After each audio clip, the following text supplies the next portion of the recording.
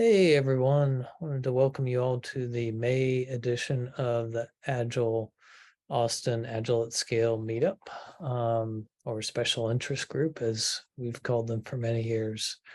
We'll be talking through a few things briefly about Agile Austin for those folks that have not heard about the organization or joined it. So our mission is to connect people and foster professional growth through collaborative events like these. And we're always looking to educate our community. We are a 501c6 nonprofit. Our 2022-2023 board members, you can see them listed here. Myself, I'm CTO. We've also got Max Casey, Steve Martin, Scott Killen, Angela Tadone. Most of that board will likely be in place for next year as well. Steve Martin will be leaving us as our chief operating officer, but we will have, I believe, Lee Allison is running for that position. So we will make that announcement probably in the next meeting when the board has been finalized and announced. If you are an Agile Austin member, do please vote. I'll share a link at the end of the presentation for any Agile Austin members where you can vote for our upcoming board year. We also love to thank our sponsors for not just this session, but overall for Agile Austin. Our platinum sponsor is Retrospectives. Our silver sponsors Ad Meliora Coaching, WellSky, and 321 Gang. And for all of these, I'll have some links again at the end of today's presentation. And if you're interested in becoming a sponsor, please reach out to us at contact@agileaustin.org. We have a suite of things we do for promotion of our sponsors. And also we have some separate stuff related to the conference. Again, not any announcements just yet about the next one, but hope to have that soon. And membership comes with a number of perks. Our yearly membership fee has remained unchanged for many years, $35. We don't believe in inflation at Agile Austin. We like to keep our prices set. So, and you can find out more about those benefits at agileaustin.org. We have a number of different SIGs that are meeting usually on a monthly basis, sometimes sometimes a little less depending on which one, but coaching, this one, the Agile at Scale SIG, the book club does meet sometimes more than once a month. A lot of good stuff that just got posted on our meetup page about that, so check it out. Leaders, lean Kanban, all that good stuff. And always looking for new SIGs as well if you're interested. For this one specifically, our goal is to create a space for professional growth, exchange ideas, and scaling Agile across organizations. So Leland started this particular special interest group back in 2016. I joined him in 2020, and we've been co-leading ever since. And we have a pretty blank slate right now for the next few months. So if you have any topics you would like to cover or present, please reach out to either me or Leland. Our email addresses will be on a slide upcoming. And we'd love to have you come speak to audiences like this. So for today's speakers, we have the Tims, so Tim Schwamb and Tim Meyer, and they'll be talking to us about what's new in Safe 6.0. So, and just a real quick thank you to everyone for attending today. Again, if you want to reach out to us, leland.newsom@agileaustin.org or ben.rogers@agileaustin.org will get to us, and we will get you sorted on any questions you have. And of course, love to have you if you want to speak here. So with that, I am going to stop sharing and I'm going to hand it over to the Tims. So take it away. All right. Well, thank you for letting us speak. I am going to kick this off while Tim shares the slide. Both Tim and I are from Agile Rising, and we are going to talk about what is new in SAFe 6.0. Now, the one thing I will ask is that we feel free to post questions in the chat, but we're going to try to leave the questions for the end. The intent of this talk is to really do kind of a 50,000-foot view of what the changes are. It would take multiple hours to really do justice to a lot of these topics. So we're just going to kind of talk about a few things, maybe spark your interest, give you a little bit of insight into some places, with the idea of after we get done, you can kind of get into the part that you find interesting. If you want to go to the next slide. Again, my name is Tim Meyer. I'm one of Senior Agile Transformation Consultants. And then we have Tim Schwamb, which is also a Senior Agile Consultant. I'm currently working at the FAA, and Tim is currently working at NASA. So we both are working in the government space. Next slide. So like we said, we're going to do this at a 50,000 foot level, but why SAFe 6? So one of the reasons is that we all know the world is changing, and as the world changes, you learn more, and more things are happening. So this new part of SAFe 6 is really about building in some of the learnings that is coming out of the industry. Next slide. So what we're going to do is we're going to cover 6 main themes here, and I'm not going to read these slides to you. We're going to cover each one of these themes as we go on. So we're going to kind of alternate between these, and Tim's going to kick us off on the first one, but I think we have one more slide. So one thing I want to say is if you look at the new framework, if you go to Scaled Agile Framework, you will see that there is a new image. Now, primarily, there isn't a lot of stuff that's changed here. Most everything that was in there in 5.1 is still there, but it's reorganized it a little bit. You could see the spanning panels have changed a little bit, and the base has changed a little bit. For most of it's right there, and it's still kind of clickable as we go through. And as we go through this talk, we're going to be covering some of the different changes as we go. So with that said, Tim, why don't you kick off number 1?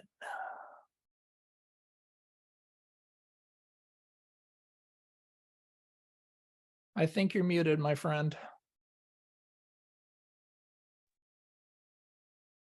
And I already messed up right off the top there. But anyway, it's great to be with you all today. I'm excited to talk to you about what's new in SAFe 6.0. This was a significant upgrade, and so there are lots of changes, as Tim mentioned. We're going to be moving very, very fast today, but our intent is to get through this in time to be able to answer a few questions. So if we don't cover this while we're going through, then just hold your question and ask it when we get to the end there. And so the first big thing that is changed with SAFe 6.0 is strengthening the foundation for business agility. And you can see from the SAFe big picture right now that when we talk about strengthening the foundation for business agility, that it encompasses both things that have changed at the top and at the bottom. So, you can almost say there's a floor to ceiling inclusion of business agility for SAFe 6.0. And so the first big piece of that is the business agility value stream gets a promotion. If you've followed SAFe for any length of time, then you're familiar with their concept of the lean startup cycle, and especially how that impacts the way that they recommend that epics get identified and evaluated and determined whether they're fit for purpose, or whether we need to make some adjustments, or whether we need to abandon them altogether, or whatever. Well, as that concept has matured, and we think about what initiatives do we really need to pursue at a portfolio level. This idea of the lean startup cycle has become the business agility value stream. And you may have even seen that in the last little while before SAFe 6.0 came out, but now there's really an emphasis on that because business agility is what is going to keep organizations either moving forward or dying. And so now this business agility value stream is put at the top of the SAFe framework, the big picture, to help everybody understand that this is really important to everything that we do in our Agile journey there. And then looking down at the SAFe foundation, almost everything down in the foundation has changed in some way or another. But to start off with, the two competencies, lean agile leadership and continuous learning culture, those are now part of the foundation of the framework. And the rationale for that is that those two competencies should be a part of everything we do, no matter what level of SAFe you're operating at, whether that's the essential level or the large solution level, the portfolio level, or the full configuration there. Those two competencies apply no matter how large of scale you are operating at. And then we'll talk about the changes that go on with the rest of these areas down in the foundation as well as we move through these. So first of all, there's an update to the lean agile mindset. The House of Lean is gone, and I got to tell you, I'm a little bit sad about that. I really like the House of Lean, but it's not as if those concepts in the House of Lean have just gone away. They've actually been incorporated into other portions of the framework, and we'll touch on those as we go through this webinar here.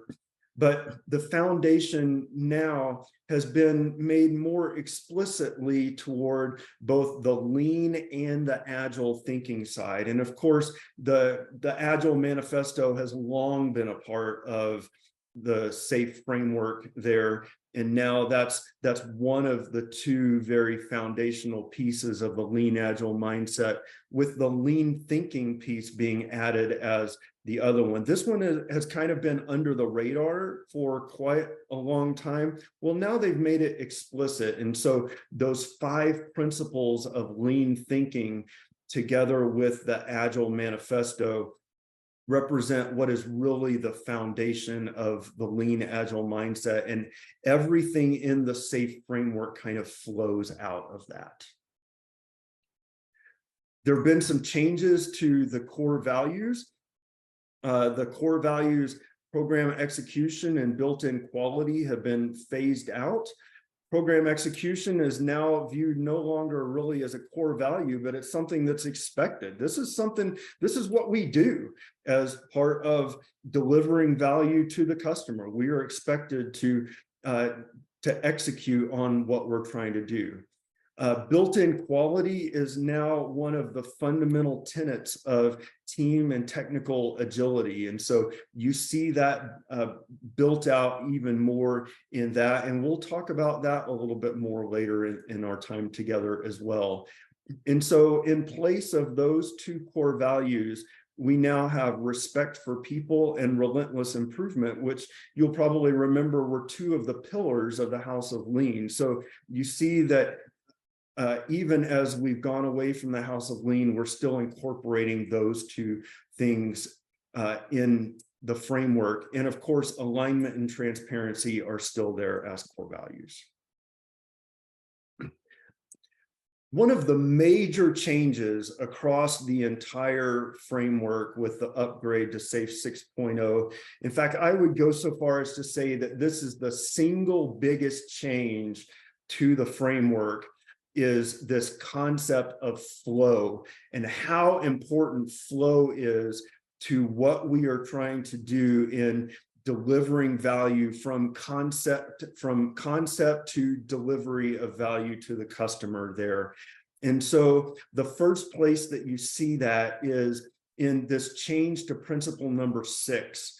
There already was a lot packed into principle number 6 with it being visualize and limit WIP, reduce batch sizes, and manage queue lengths.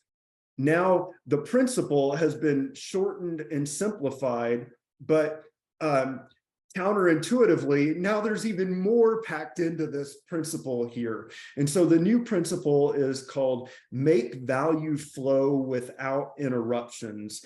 And we will talk at length about that. In fact, one of the 6 sections that we're going to cover today is dedicated pretty much to this whole idea of flow. So I'm not going to talk a whole lot more about that now, but just going to whet your appetite that flow has gotten a whole lot more important in this version of the framework. There have been a few changes to the implementation roadmap here, starting at the very top. There's a recognition now that, we don't just come to the SAFe framework from waterfall or ad hoc agile. There are many ways that many things that may drive you to deciding, what, SAFe is the framework that we really should be using. And so we've kind of genericized that. Then also, there has been added this formal course for leaders called Leading in the Digital Age. And so we've added that to the implementation roadmap because we want to continue to stress just how important the leader's role is in the success of any type of agile transformation. And so this gives leaders an opportunity to really take a deep dive into what does it mean for me to lead my organization and help it be successful. That third step there used to be identify value streams and arts. That has now been renamed to organize around value to more closely align to principle number 10. But then, of course, the value stream and art identification workshop is still a big part of that. And so that has been added to the implementation roadmap as well. And then that the next to last step down there used to say extend to the portfolio. Now it says enhance the portfolio. And the rationale for that is that organizations are realizing more and more that if we're truly going to deliver value faster, if we're truly going to have flow, there's that word again, then it needs to involve more than just doing agile with a handful of teams, because they're very quickly going to run into things that the rest of the organization is doing that really tend to hinder their ability to get value delivered. And again, we'll talk about that a little bit more as we go on. I know I keep saying that a lot, but bear with me. And so there's the thought that maybe we ought to be thinking about how do we invest our dollars and how do we prioritize our large initiatives from the very beginning, right? Instead of just, again, relegating the agile journey to a handful of agile teams. But of course, there's an awful lot that could be done, and we need to focus on what's most important at the beginning. And so as we work our way into this journey, then we realize, oh my goodness, we've learned an awful lot, and there's an awful lot more that we could do. And so there's a refocus on, well, maybe we need to readdress some of the things that we've been doing at the portfolio level. Maybe we need to extend that. Maybe we need to go deeper. And so now we're enhancing the portfolio from beginning to think about that even from the very beginning. And then, of course, the last step there is just recognizing that the journey is never done, and we're always working to improve and find ways to deliver value faster. Another one of the big changes is there's been more guidance for the SPCs. And of course, the most obvious change is that they used to be called safe program consultants. They're now being called safe practice consultants. Part of that is the word program has a lot of baggage across organizations. And so there's the idea that can wind up hindering organizations because that word does carry so much baggage with it.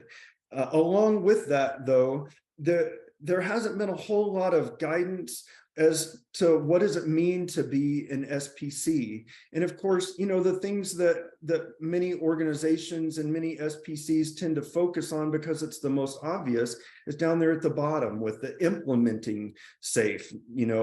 I help the organization with its implementation. I teach a few courses, but there's much more to helping an organization with its agile transformation. And so those other areas of coaching flow, accelerating business agility, embodying the lean agile mindset, and helping to foster that across the organization, helping to lead the change as one of the change agents in the organization.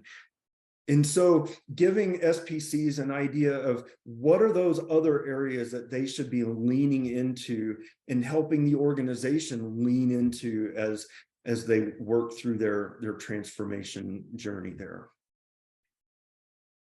And now I'm going to turn it back over to Tim and let him talk for a little bit.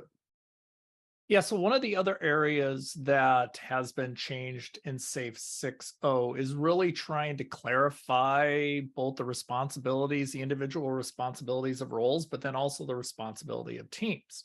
So if you looked at the previous version of SAFE, they had a lot of this information scattered in multiple places. It might be on the individual articles, it might be on the extended readings and various other places. So if you go to the next slide, what they ended up doing is they ended up rewriting all the different role articles. So they ended up, if you look at this huge list, they ended up rewriting them. They ended up re-clarifying them. And what they ended up doing is putting these images, these responsibility wheels together for every single role.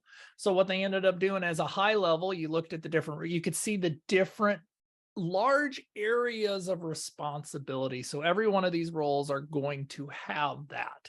Now notice, if you look at it, it's just not individual roles. It's not just Scrum Master. It's just not Product Owner. There's also at the top, there's the Agile Release Train. So what is the responsibilities of the Agile Release Train? They're starting to look at these roles like the trains and the teams and the LACE as entities that have roles and responsibilities. And if you dig into these, if you look at the articles, you will see each one of these larger areas has more detailed information about what does each one of these mean. So if you are working with an organization, if you're an SPC and you want to use this, you could actually set up maybe a spider chart, spider diagram to have people self-rank themselves or have teams self-rank themselves on how they're doing in each one of these responsibility areas. Next slide. So the one thing we do want to talk about too is they did change the name on one particular area, and we want to talk about this. They expanded the Scrum Master role to include Team Coach. Now, why did they do this? Well, if we were going to dig in, we're going to see that there's more than just Scrum teams that are being set up as Agile teams. So this is going to allow people to have either the Scrum Master title or also the Team Coach title. So whether you're running a Scrum team, whether you're running a business team, whether you're running a Kanban team, you can utilize this. They also are doing this because some organizations are trying to remove the term Scrum Master from the organization. So this gives them a freedom to do that. Many ways, this is the same responsibilities as they had in prior versions. It's just we're being more clear about what that really is meant to be. So if we want to go to the next slide, we're going to hand this over to Tim. He gets the big slides, the big sections. Okay, so I mentioned before how important flow is with SAFe 6.0, and you can see here looking at the big picture that it really has become a part of every level of the framework here. So let's dive in and see where some of those are. And so the first thing is, when you think about flow, that Scaled Agile has identified what it calls 8 properties of a flow-based system. I like to think of it more as there are 8 parts of the system where you could potentially see hindrances to the flow of value through the system there. And so they have also defined 8 flow accelerators that correspond to each of those 8 different parts of the system where flow could be inhibited there. And of course, you'll recognize some of them from the old principle number 6, like visualize and limit width, work in smaller batches, reduce queue length. And then you'll also see other things that, of course, are obvious to you, like addressing bottlenecks and minimizing handoffs and dependencies, perhaps even getting faster feedback. But then there may be a couple that aren't quite as obvious to you. Number 7, optimize time in the zone. And if we think about things like what this is really getting at is ensuring that the people that are doing the work actually have time to focus on getting the work done. And of course, that probably makes sense in an intuitive standpoint. But if you think about it in terms of the principles as well, well, every time I'm interrupted to go do something else, that is a context switch, right? And so we're trying to reduce those context switches from so that our folks can focus on getting work done, which will then ensure that there are fewer delays in there. And then the number 8, remediate legacy policies and practices.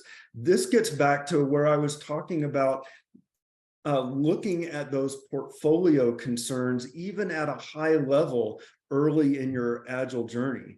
Because if you think about, you've got teams that are trying to work with Agile principles and methods, but then they're still beholden to things like review boards and approvals, and let me see your big upfront design before you move forward, or anything like that, or it's got to have some sort of major legal review. Well, of course, all of those things are important, but the way that we go about doing those can either help accelerate flow or they can help inhibit flow. And so one of the flow accelerators is taking a look at those legacy policies and practices, which typically fall outside the Agile teams that are getting work done. Not always. There are some team level things that need to be looked at, but can mostly fall outside the Agile teams. Well, then what are those things that we could do within the organization that would help speed flow as well? And these accelerators, you'll see, apply to all levels of the framework: the team level, the art level, the solution train level, and the portfolio level.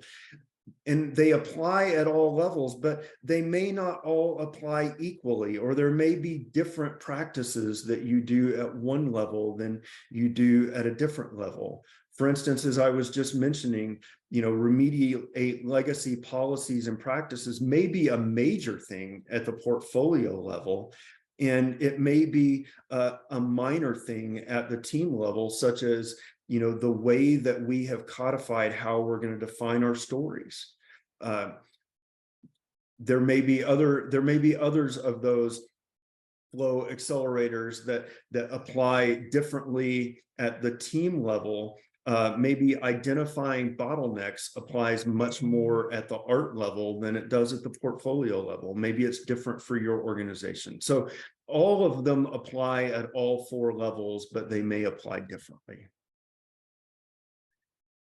And then, as Tim alluded to a couple minutes ago, they've restructured the way that they are thinking about teams. If you've been familiar with SAFe for any length of time, you know that SAFe has kind of defaulted to Scrum is the way that we organize for teams. And while it might not have been explicitly said, that's certainly the impression that most people would come off with. Well, as we've realized that Agile principles and methods and practices can apply not only to software development teams, but also to hardware development teams or mixedware teams or even business teams or operations teams, then we might need to rethink about how those teams might need to operate in an Agile environment. And of course, teams like operations teams may struggle to define their work in 2-week iterations. And so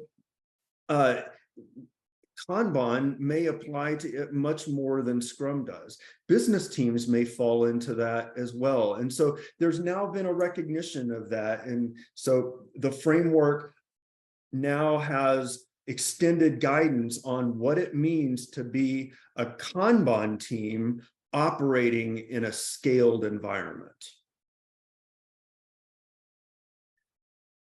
Not a lot new in the Scrum article for the framework, but there's been a terminology change. Used to, in the framework, it labeled the teams as Scrum XP. Now they're labeled as Safe Scrum.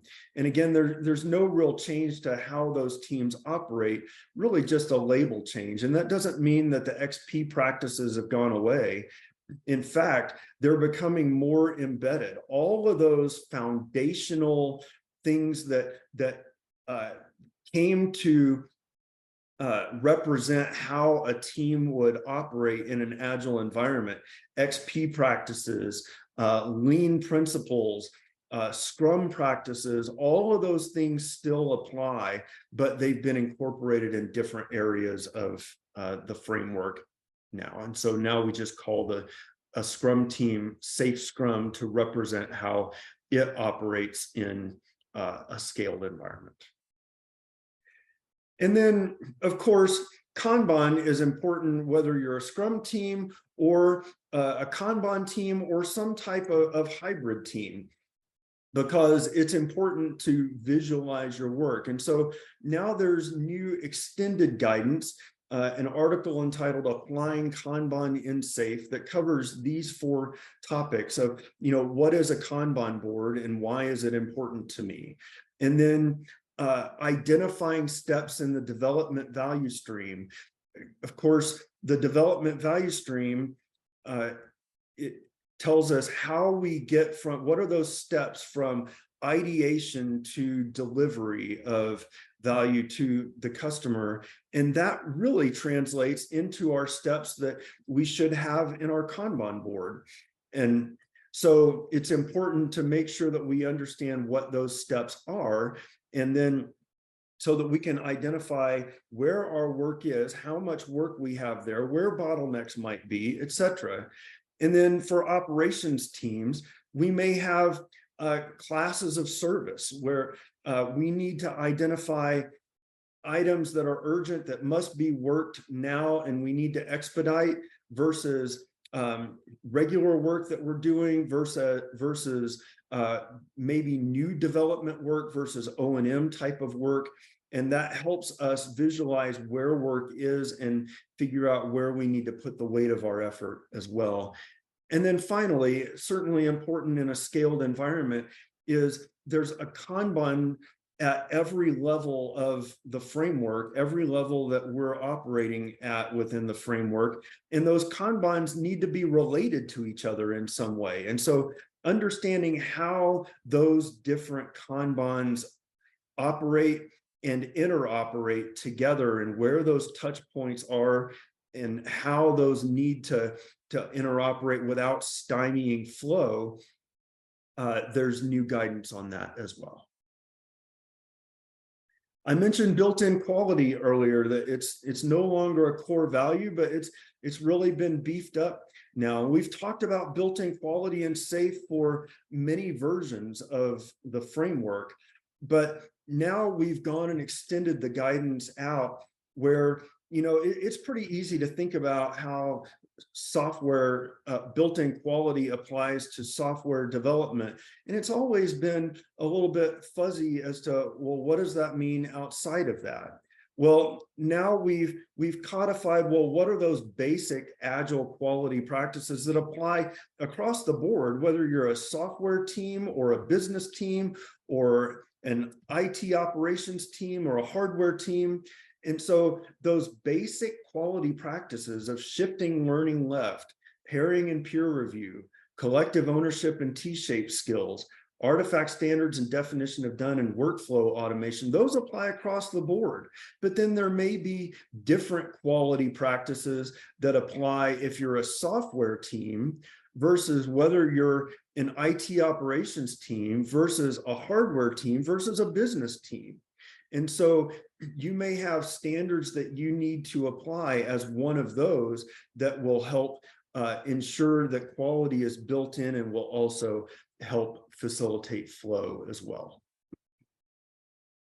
Value stream management gets a promotion here as well. And I don't have time to talk about this nearly in the depth that I would like to, but this has been a big topic that in the last few years as well. And now it was an extended guidance article. Now it's a full explicit part of the framework. And the reason for that is because this is where you really begin to get an idea of how well are things flowing through the system. And so we've made this part of the framework and given this some specific guidance as well.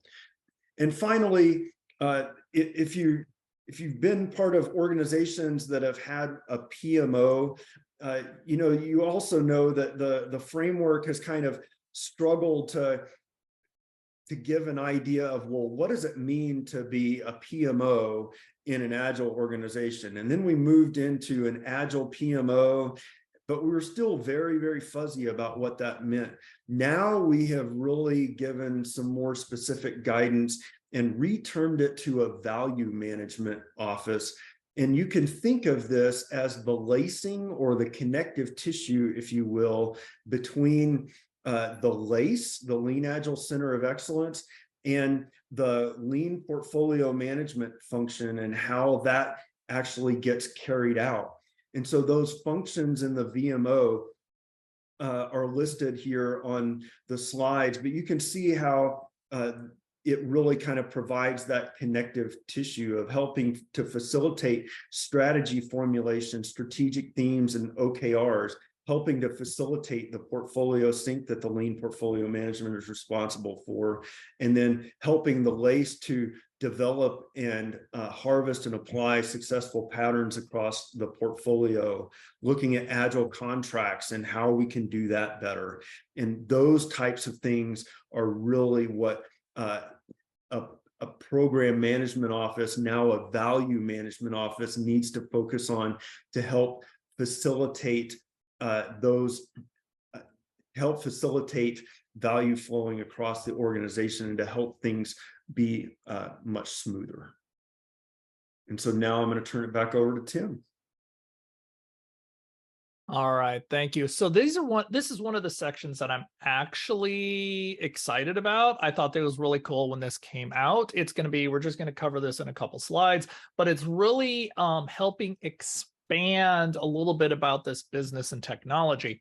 Now, if you look at previous versions of SAFe, you will see they've always had this concept of operational value streams, and they have development value streams, and they have these nice little pictures which show one's here,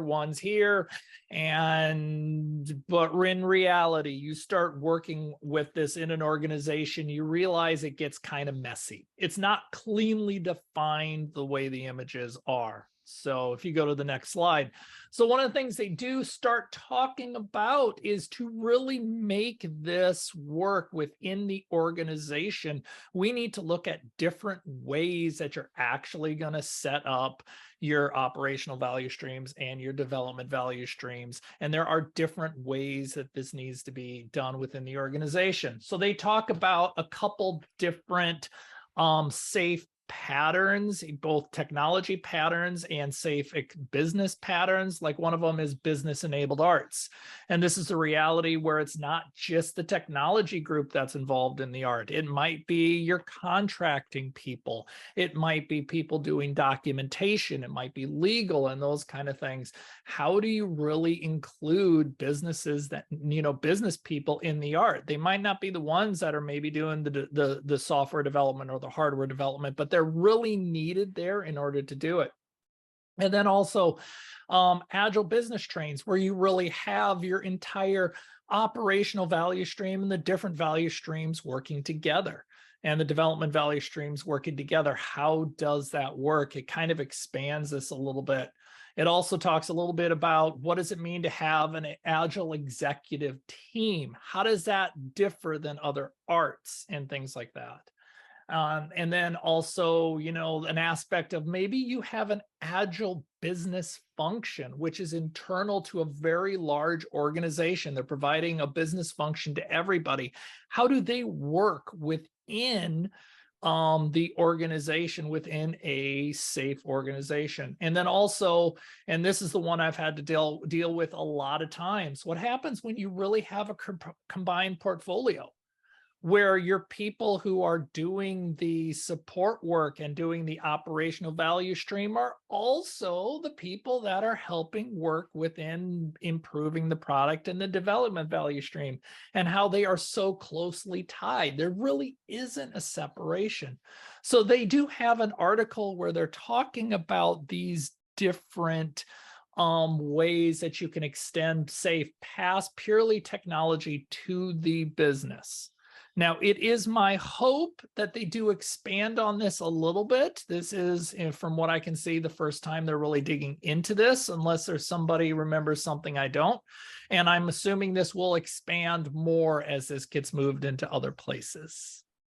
So next slide. Okay, so the next section is building the future with AI, big data, and cloud. And you might think, I don't know if this really fits in the framework. This is kind of odd here, but a couple things that I would throw out to think about is that if you think about Dean Leffingwell saying every business is a software business, whether you recognize it or not now, well, then things like AI and big data and cloud are certainly suddenly become very important to you as you are trying to figure out, well, how do I capitalize on all the data that might be available to me to help me make decisions faster than my competitors might be, right? And so certainly that makes sense from a development standpoint, but I would even say that as an agile organization, that this even applies as well, because if your goal as an agile organization is to relentlessly improve, then how better to do that than to make data available to you through the telemetry that you have in your products, in your continuous delivery pipeline, in the metrics that you're collecting, and then being able to gather and make sense of that data to make decisions to help you make those decisions faster and better. And so with that, I will now turn it back over to Tim for the last section. All right, so we're getting into the last section. I'm watching the time, want to make sure we get done in time. So one of the things they did expand a little bit on is OKRs. Now, there was an extended guidance article that was previously in 5.1. They are now actually putting it in the framework so that people can understand a little bit more of where it fits and how it should be used. And then they've also done a little bit more of combining of some of the metrics into the measure and grow. So if we go to the next section. So what they ended up doing is taking the various metrics parts from other places in the framework, and they kind of combined it together into one area. And they've really looked at it from 3 different ways of looking at your metrics. And one of the things the frameworks is saying is you really need to look at all 3 of these, because in some ways they can fight against each other, but you need all 3 of these to work. So one of the things is these metrics you want to look at is flow metrics. And these metrics apply to the team level, the art level, the portfolio level, all the way up. But we want to look at what are the flow metrics for the various parts of the organization. How are things going through the flow? And we covered those 8 different pieces of flow. But if you only concentrated on flow, you may or may not be building what the customer really needs. So we also look at what kind of metrics do we have from an outcome standpoint? Are our solutions actually meeting the needs of the business and the organization? Now, if you can work on those, but if you don't build a system that can actually change, can actually work from a business agility standpoint, then it isn't valuable. So it also looks at a competency level of how is our business agility? How are we as an organization able to change? So if you go to the next slide. So what they do, and this was in previous articles, this is just brought more into the spanning and into the main framework now. They do talk about the 3 primary areas that you can use OKRs. And these are, for those who don't know, these are objectives and key results. These are ways to kind of small little vision ideas on how the organization is going to change things. It's kind of a hypothesis, and how are we going to measure it? And they talk about how these OKRs should be used, maybe at how they're used at the strategic theme level, at the epic level, and then also feeding into the agile release train. But if you get into it, it will also talk about once you get the OKRs at that levels, then how do you develop KPIs or key performance indicators for that? And then you can also use OKRs at the organizational transformation level. How are we going to change the organization? So if you go to the next slide. All right, so there's a couple important changes that need to be talked about, and we're going to go through these really fast. Next slide. One of the things that they've done is they talked about how all backlogs are managed with Kanban. They've also changed the images so they are consistent among all levels. So they're trying to make it so regardless of what level you're at, you can see it's managed the same way. Now, they did change the actual images to pull out the word backlog and changed it to ready, because there was a confusion between the actual backlog, which contains the, maybe the features, the work, the stories, whatever you want to do, and then the state of backlog. People were confusing it, so now they changed it to the state of ready. Feel free to dig into that a little bit more when you read in. Next slide. The other thing they did was they realized over time that the enterprise solution delivery is, they used to have a pre-plan meeting on the image and then a post-plan meeting right after PI planning. They realize it's much more like a pre-plan meeting, and then as you're doing the work, you are coordinating and deliver it from art, from art to art. So this is a new way that they're putting this in the image. This isn't a new idea that SAFe came out with. This was really what they did was they started looking at large solution trains and seeing how they actually did it. And they found out this is what's actually happening. So they updated the framework to reflect what the reality of life is. Next slide.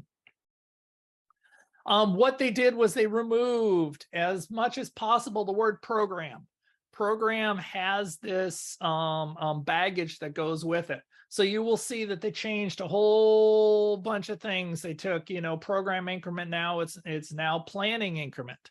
Now, with this said, caveat, there's one place where they kept the word program. If you look at the fishbone diagram, there is the 5 areas and they still have the word program there. That is the one place that has not been updated. Next slide. All right, so they also changed some of the standard solution terminology. So they changed solution to match more of what program matched. Next slide.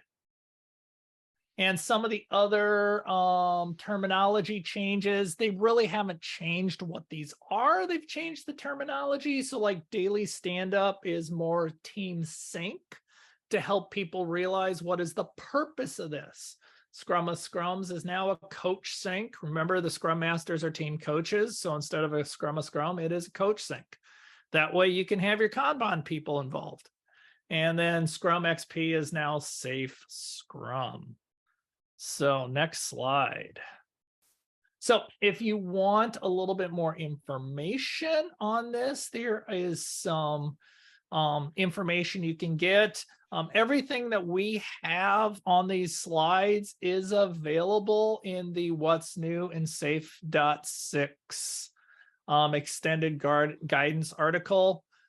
We did not create a whole new thing from scratch. We basically took a lot of what Scaled Agile has and put it together because we figured since they're the ones that created it, they probably know it better than we do.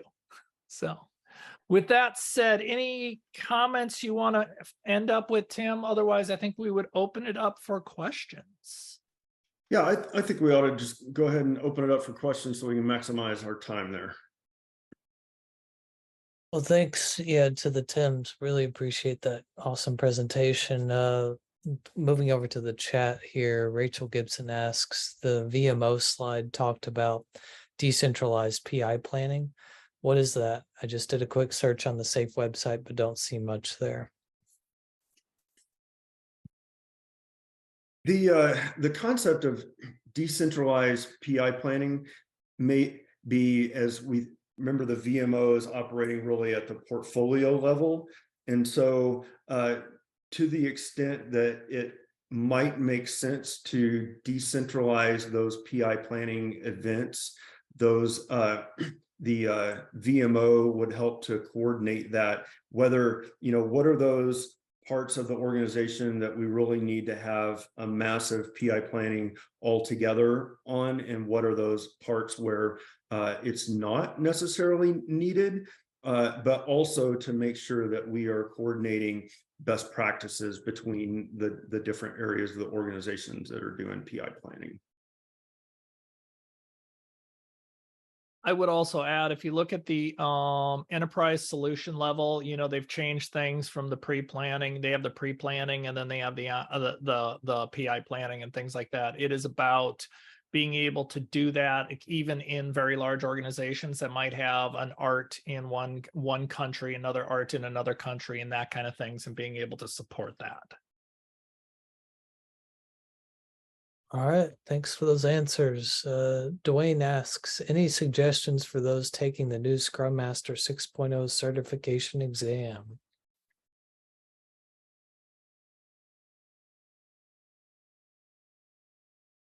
I would say one of the things is understand the terminology changes.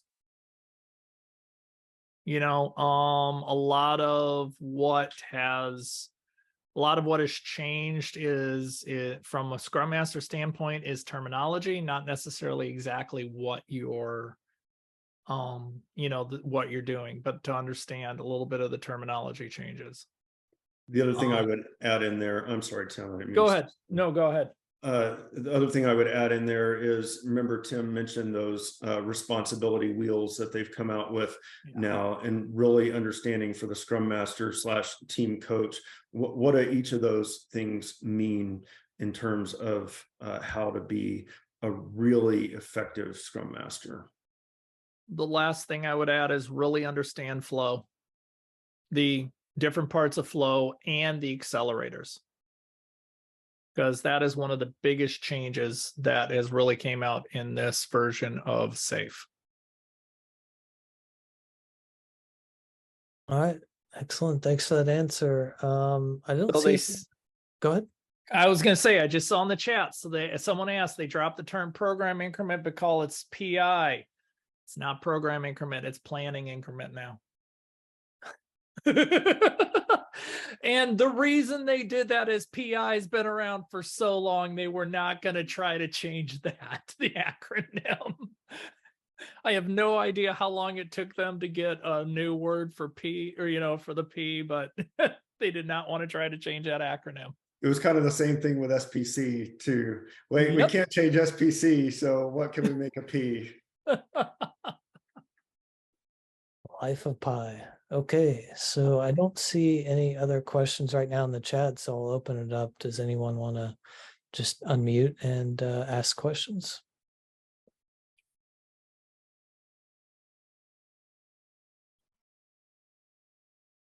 Okay, I'll go. What is your favorite change to SAFe 6.0? I'll ask, I'll start with Tim Schwamb. Well, that's kind of hard because there are some really good things in there. I think I would have to say that my favorite thing would be those responsibility wheels, because I think that will really help people that are trying to do the job that they've been given or that they've stepped into, to really understand, well, what does it mean for me to be a Scrum Master? What does it mean for me to be an Epic owner or a business owner or a product manager? And so I'm really excited about those, because as a coach, I can now use those as something that's ready-made for me to work with folks in those roles too. So if you made me pick one, I think that's probably my favorite. Sounds like a great place to start. Thank you. All right. Do I have to follow that? Because honestly, that is exactly what I was going to say. As a certified coach, those responsibility wheels are the... Ooh, do I get a second one then? I know, are the best ones. Wow. The best way to really help people do self-assessments within their organization and what they're doing. It is a great thing to use that. I'm not going to use that one because Tim took it, and so I would say the next thing would be flow, the changes to flow, not only just what the flow is, but also the 8 accelerators. Because one of the things I have found with a lot of organizations I work with, we talk about flow and there's not a common language on what does that mean. Now you can identify a common language. Here's the piece. Here's the 8 pieces of flow. Now we can talk about it. The flow accelerators, in my opinion, are a great way to start conversations. It's a combination of a lot of things I've pulled from other areas outside of SAFe to help look at that, but now they've combined it in such a way that you can really start talking about, okay, what can we do to improve areas? So we really do think alike, because that would have been my second one. I'll join the Tims then, because I had both of those starred, and I appreciate that you two like those points. Thank you for sharing. Yes. Hey, we're running a little short on time. Maybe time for one more question. I will. It looks like Rachel has one. I'll also read that one out here in a moment. I am going to post our sponsors before we all adjourn. So, as well as nope, doesn't look like the link came across, but I'll post that for the elections chat. So final question from Rachel. Are there any new books, and news in quotes, that are now key reference books that we should be aware of?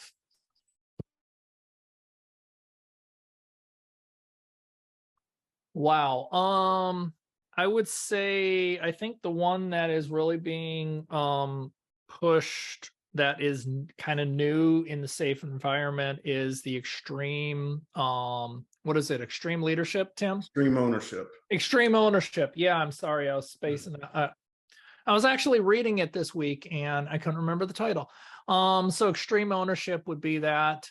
I have a hard time answering kind of what books you should do because I think I've got, 500-600 books in my personal library.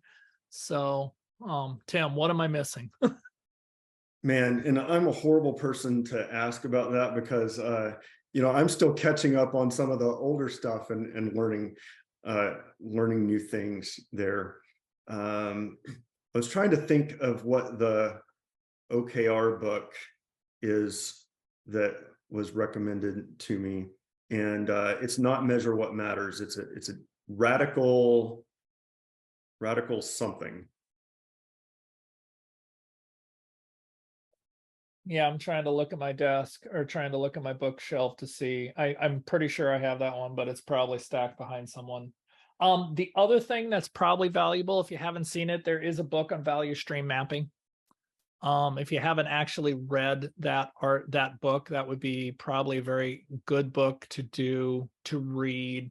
They have a short version of what value stream mapping is as a toolkit for SPCs, but that will help you really understand what are the details and things like that, and kind of understand a lot of the why behind the pieces.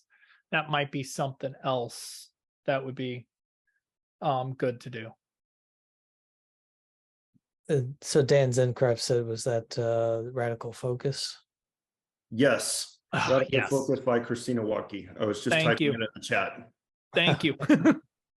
Excellent. Well, thank you guys for your time. If any other book recommendations come to mind, I know we've got an email chain and we can pass those along to the meetup group, as well as the slides, and recording will be up on the Agile Austin YouTube channel in the next few days. So wanted to say thank you to both of the Tims for the presentation, for the rest of the audience here for your participation. Really appreciated it.